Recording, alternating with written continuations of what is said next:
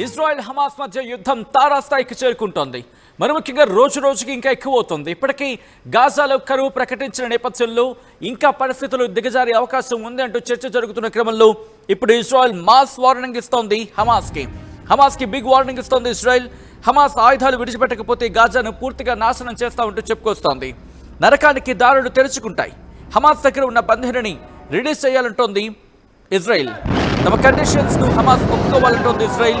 గాజాను స్వాధీనం చేసుకునేందుకు నెతన్యాహు సిద్ధమవుతున్నాడా అంటే అటువంటి మాట వినిపిస్తోంది. గాజాపై మరో దశ దాడులు చేస్తూ ఉంటోంది ఇజ్రాయెల్.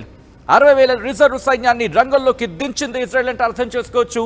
గత కొద్ది రోజులుగా యుద్ధం కొనసాగుతుంది. ఇంకా చెప్పాలంటే గత కొన్నేళ్లుగా. ఇప్పుడు బెంజమిన్ నెతన్యాహు, ఇజ్రాయెల్ ప్రధాని బెంజమిన్ నెతన్యాహు ఒకటే చెప్తున్నాడు, విడిచిపెట్టేదే లేదు, వదిలిపెట్టేదే లేదు, గాజాను పూర్తిగా స్వాధీనం చేసుకుంటా అంటున్నాడు బెంజమిన్ నెతన్యాహు.